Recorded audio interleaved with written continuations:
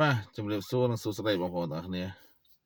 ថ្ងៃនេះខ្ញុំចង់និយាយរឿងបញ្ហាវរៈកងតបយើងទាំង18អ្នកបន្តិចបងប្អូនហើយយើងក៏គោរពការឈប់បាញ់72ម៉ោងក៏ត្រូវបានបញ្ចប់ផងដែរចឹងឃើញថាក្នុងម៉ោង12ថ្ងៃទី30ខែធ្នូនេះគឺយើងបានបញ្ចប់នៅអ្វីដែលជាការបត់ឈប់បាញ់72ម៉ោងប៉ុន្តែអ្វីដែលសំខាន់គឺរដ្ឋមន្ត្រីក្រសួងការបរទេសរបស់កម្ពុជានិងរដ្ឋមន្ត្រីក្រសួងការបរទេសរបស់ថៃបានឯកភាពគ្នាបាទ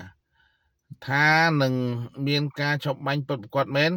ខាងភគីថៃគេនឹងដោះលែងវរៈកងទ័ពយើងទាំង18នាក់រហូតមកដល់ពេលនេះគឺឃើញថា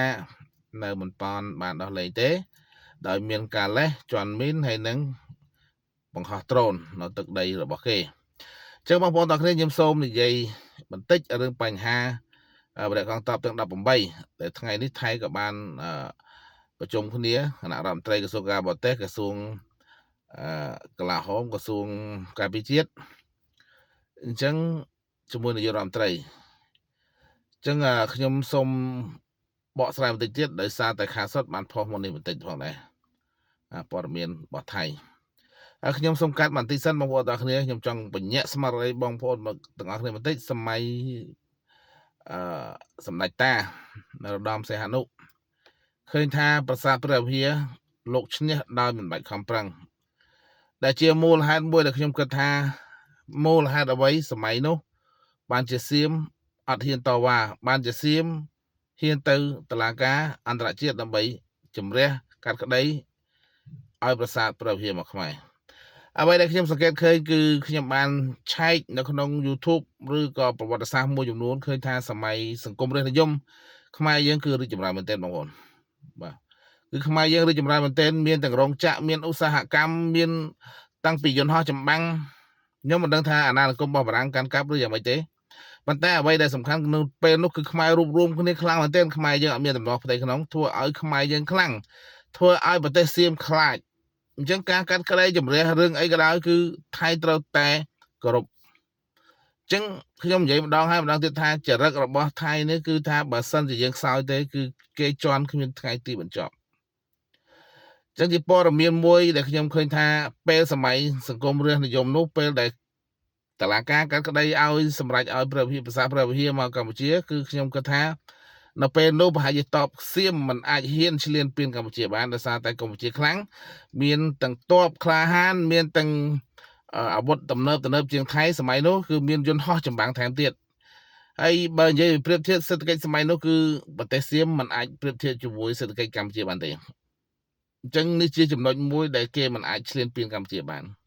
នេះបងប្អូនយកទៅគិតពិចារណាឲ្យបងប្អូនអាចស៊ើចជាប្រវត្តិសាស្ត្របន្តទៀតបានអញ្ចឹងចំណុចដែលថាវរៈកងទ័ពយើងទាំង18នាក់ថ្ងៃនេះខាងសុតគេបានផុសនឹងអាចនឹងមានការដោះលែងវរៈកងទ័ពយើង18នៅថ្ងៃស្អែកថ្ងៃទី31ជាថ្ងៃឆ្លងឆ្នាំឬយ៉ាងម៉េចយើងមិនដឹងដែរព័ត៌មាននេះគឺព័ត៌មានខាងសុតបាទខាងថៃគេអ្នកផុសផ្ទាល់ពិតឬមិនពិតយ៉ាងណាបងប្អូនជាព័ត៌មានហើយថាប្រទេសថៃយើងមិនអាចជឿបានទេមិនថាថ្នាក់ណាទេក៏យើងមិនអាចជឿជាក់បានដែរអ្វីដែលសំខាន់នៅពេលនេះគឺរដ្ឋមន្ត្រីអនុទានជាមួយរដ្ឋមន្ត្រីក្រសួងការបរទេសរដ្ឋមន្ត្រីក្រសួងការពារជាតិបានជួបជុំជំនុំគ្នានិយាយពីរឿងបញ្ហាអ្នកទោសមិនសំទោសអ្នកទោសទេគឺជាឆ្លើយសឹករបស់ពួកគេដែលជាវរៈកងទ័ពរបស់កម្ពុជាយើង18រូបដែលពួកគេចាប់តាំងពីច្រើនខែមកហើយបងប្អូនច្រើនខែបាទតាំងពីប្រយុទ្ធគ្នាវគ្គទីមុនអញ្ចឹងខ្ញុំមិនដឹងថាគេប្រជុំអ្វីនោះទេព្រោះគេមិនទាន់បានបញ្ចេញជាសាធារណៈថាគេប្រជុំដោះលែងឬពិតឬយ៉ាងណាយើងក៏មិនទាន់ជឿច្បាស់ដែរបងប្អូនមានតែការរងចាំប៉ុន្តែអ្វីដែលសំខាន់គឺខាងសុតគេបានចុះហើយគឺថាគេនឹងដោះលែងវរៈកងទ័ពទាំង18នាក់ក្នុងថ្ងៃស្អែកបាទវរៈកងទ័ពកម្ពុជាយើង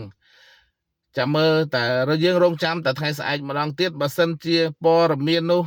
និយាយហើយធ្វើមិនបានមានន័យថាមិនគិតអ្វីទៀតទេបងប្អូនខ្ញុំគិតថាគាត់អត់នៅទេខ្ញុំគិតថាអញ្ចឹងបងប្អូនខ្ញុំគិតថាគាត់នៅព្រោះខ្ញុំបានចេញคลิปទាំងស្រក់ទឹកភ្នែកនៅខ្ជុំតាំងពីថ្ងៃដែលមុនគេដោះលែងវរៈកងទ័ពយើង2នាក់នៅត្រកខ្ជុំតែបែរជាចេញអូស្មាច់ដែលគាត់អត់ ត្រូវថ្នាំមកវិញដូចថាពិបាកមើលបងប្អូនពេលហ្នឹងខ្ញុំក៏គិតថាប្រហែលជាពួកគាត់មិនដឹងจะនៅរស់ឬអត់យើងក៏មិនហ៊ានថាដែរបើអ្វីដែលសំខាន់ចិត្តខ្ញុំគិតថាប្រហែលជាពួកគាត់មិននៅទេដោយសារខ្ញុំបានជួបជាបរដ្ឋនៅទីនោះក៏គាត់បាននិយាយដែរចរិតពួកថៃពេលចាប់បរិយាកងតបយើងបានមិនស្រួលទេរស់ពិបាកជាងស្លាប់ទៅទៀតចំណុចនេះហើយដែលធ្វើឲ្យខ្ញុំគិតថាពួកគាត់មិនអាចនៅបានមកដល់ប្រសពថ្ងៃនេះបើសិនជាបរិយាកងតបទាំង18នាក់ក៏នៅរស់ពិតប្រកបមែនខ្ញុំគិតថាស្អែកឬក៏មិនយូរទេថៃនឹងដោះលែងពួកគាត់មកវិញហើយបើសិនជាថៃនៅតែលេះមិនចេះចោកមិនចេះចោះចេះចោះរហូតបងប្អូនដឹងស្រាប់ហើយអញ្ចឹងរឿងនេះគឺមិនងាយនឹងជាប់ទេហើយក៏មិនប្រកាសថាគាត់នៅមានរស់រានជីវិតដែរអញ្ចឹងសម្ដេចលោកក៏បាននិយាយផងដែរថាគាត់បានលះបង់ដើម្បីបាទទឹកដីហើយបាទការពារជាតិមាតុភូមិរួចហើយអញ្ចឹងសូមឲ្យបងប្អូនទាំងអស់គ្នាធ្វើចិត្តហើយខ្ញុំក៏ទទួលស្គាល់តាំងពីថ្ងៃនោះផងដែរហើយក៏ខ្ញុំក៏ពេលខ្លះក៏មានសង្ឃឹមខ្លះៗដែលឃើញថារដ្ឋមន្ត្រីនឹងការចរចាមួយចំនួនបានបង្ហើបអំពីបរិយាកងតបយើង18នាក់ដែលគេនឹងព្យាយាមដោះលែងមកវិញអញ្ចឹងคลิปវីដេអូនេះយើងតាមដានទាំងអស់គ្នាបងប្អូនទាំងអស់គ្នាហើយអញ្ចឹងចាំមើលស្អែកតើព័ត៌មានខាងសុទ្ធអាចនិយាយពិតដែរទេបើសិនជាថ្ងៃស្អែកមិនមានការដោះលែងទេអានឹងក៏ការក្តីសង្ឃឹមរបស់យើងកាន់តែតិចទៅអញ្ចឹងคลิปវីដេអូនេះមានតែប៉ុណ្្នឹងចែកម្លែកអរគុណជម្រាបលា